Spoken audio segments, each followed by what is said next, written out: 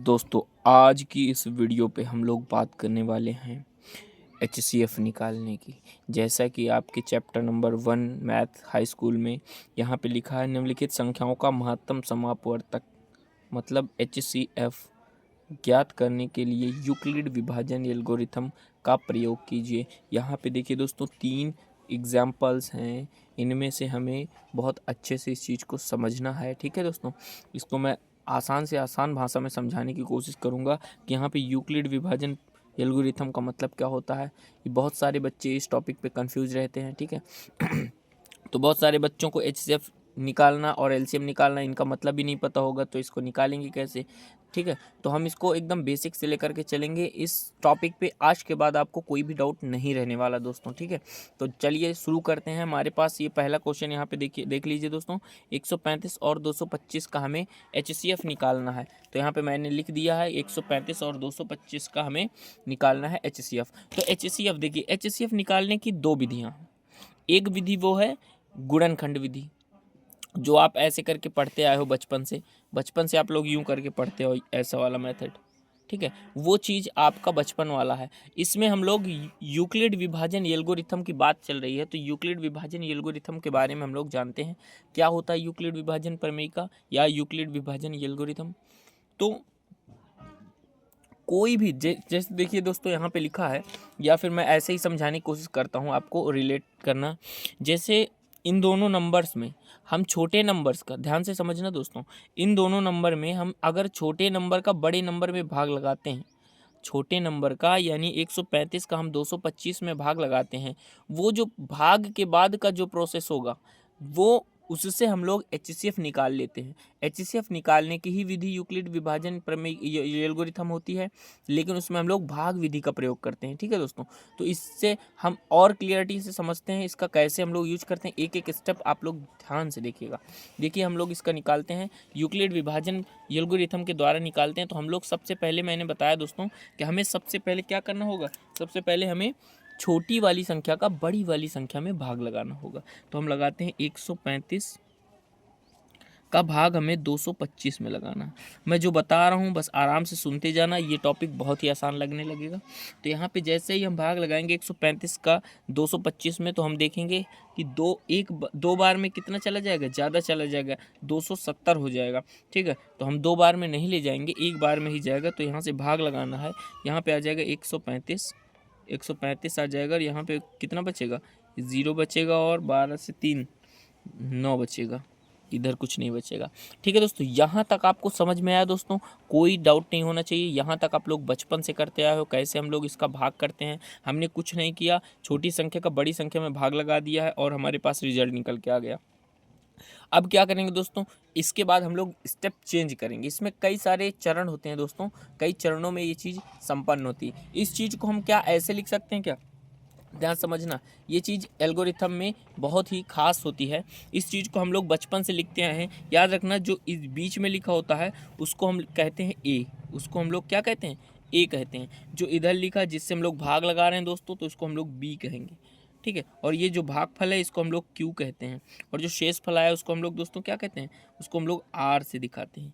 किससे दिखाते हैं, आर से दिखाते हैं। तो यूक्लिड विभाजन एल्गोरिथम कहता है कि जो ए है ना, ए को हम लोग क्या लिख सकते हैं, ए बराबर लिख सकते हैं B into Q plus R, जहाँ पे आर जो है वो 0 नहीं है।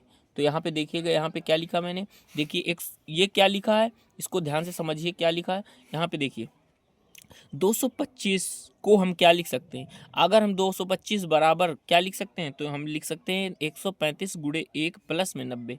तो 135 गुणे 1 से 135 होता है, और यहाँ पे प्लस कर देंगे 90 तो 225 आ जाएगा। वही चीज़ इधर लिखिए, ए बराबर B into Q plus R लिखा है यहाँ पे। ठीक है, तो इसी स्टेप को यहाँ पे फॉलो करेंगे और लिखेंगे ए की वैल्यू हमारे पास कितनी है, तो 225 बराबर बी हमारे पास है 135 इंटू क्यू हमारे पास है 1, और प्लस में आर मतलब हमारे पास 90 है। क्या हमारा आंसर यहाँ पे आया, जी नहीं दोस्तों, यहाँ पे आर जो है वो 0 नहीं है। ये कब तक चलेगा, ये तब तक चलेगा प्रोसेस इसका जब तक आर जो है वो 0 नहीं आ जाता है। इसके बाद हम क्या करेंगे, यहाँ तक आपने भाग लगा दिया, शेष फल आ गया। इसके बाद हम क्या करेंगे, इसके बाद जो भी यहाँ पे शेष फल है ना, उसको हम लोग ऐसे कर देंगे, ध्यान समझना दोस्तों, जो शेष फल था उसको हमने ऐसे कर दिया और ये जो यहाँ से भाग दिया था पहले, अब उसमें भाग जाएगा 135, यहाँ बीच में लिखा जाएगा और भाग लगाएंगे 135 का, 135 में 90 का, तो 90 दूना 180 ज़्यादा चला जाएगा दोस्तों, तो एक बार में ही जाएगा और ये बचेगा 90 और यहाँ पे बचेगा कितना, यहाँ शेष फल बचेगा दोस्तों 5 एकम 5 और 13 में से 9 जाएगा तो 4, तो यहाँ पे 45 बच गया। क्या भाग जाएगा दोस्तों, भाग नहीं जाएगा, तो सेकेंड स्टेप यहाँ पे कंप्लीट होता है और इसको हम जैसे जैसे यहाँ पे हम करते जाएंगे वैसे वैसे यहाँ पे करते जाएंगे। ठीक है, अब यहाँ पे ए का मान क्या हो गया, यहाँ पे ए का मान हो गया 135 और ये जो आर था, ये जो आर था अब इसमें क्या बन गया, अब ये इसमें बन गया बी बन गया, क्या बन गया, अब इसमें बी बन गया और यहाँ पे ये क्यू बन गया, ये हमारे पास आर है।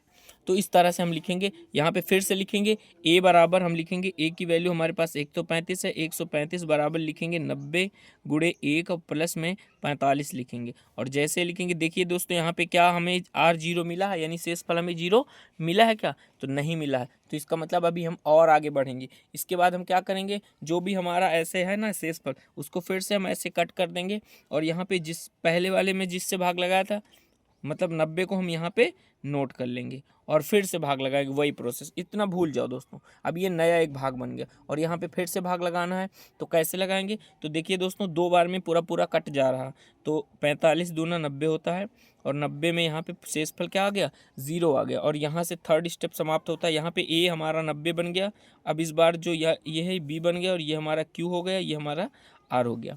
तो यहाँ से हम फिर से लिखेंगे ए बराबर बी क्यू प्लस आर से तुलना करने पर ये चीज़, इससे हम तुलना कराएंगे तो क्या होगा जाके, तो यहाँ से हो जाएगा दोस्तों, यहाँ से हो जाएगा 90 बराबर 45 गुणे 2 प्लस 0 और यहाँ पे देखना दोस्तों आर बराबर 0 हो गया और जैसे ही आर बराबर 0 होता है तो आपका आंसर आ जाता है। ठीक है, यहाँ पे आंसर क्या है हमारा, तो लास्ट वाला ध्यान से समझना दोस्तों, लास्ट में जिससे आपने भाग दिया था, यहाँ आपने 135 से लगाया भाग, यहाँ आपने 90 से लगाया और यहाँ पे 45 से लगाया, जैसे ही 45 से भाग लगाया 0 शेषफल आ गया, तो यहाँ पे हमारा 45 ही हमारा दोस्तों क्या हो जाएगा, 45 ही हमारा क्या हो जाएगा, आंसर हो जाएगा। क्या हो जाएगा दोस्तों, 45 ही हमारा क्या हो जाएगा, आंसर हो जाएगा। इसके बाद अगले क्वेश्चन की तरफ बढ़ते हैं, सेम टू सेम ऐसे ही क्वेश्चन है, यहाँ पे भी हमें छोटी संख्या से सबसे पहले बड़ी संख्या में तो भाग लगा देना है, 38,220 में हमें भाग लगाना पड़ेगा।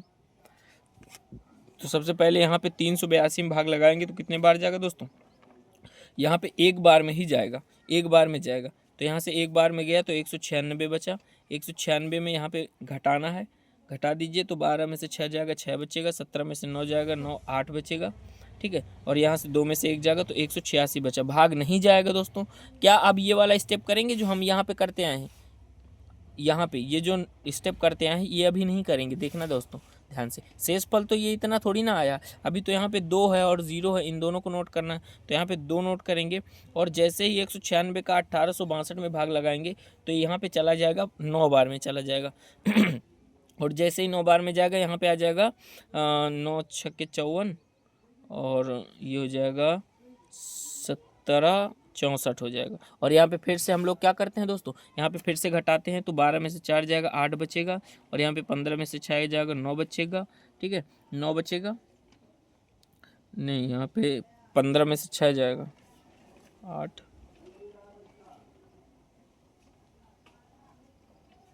यहाँ पे दोस्तों कुछ गड़बड़ हो रहा है, देखिएगा क्या गड़बड़ हो रहा है।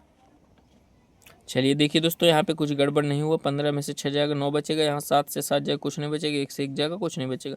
यहाँ पे अभी 0 और है तो 0 अभी नोट करेंगे, जब तक पूरा पूरा भाग नहीं चला जाता हम तब तक काटेंगे और 980 में भाग लगाएंगे, 980 में भाग लगाएंगे तो यहाँ पे 5 बार में चला जाएगा, तो 196 गुणे 5 करेंगे तो हमारे पास आ जाएगा 980, पूरा पूरा कट जाएगा।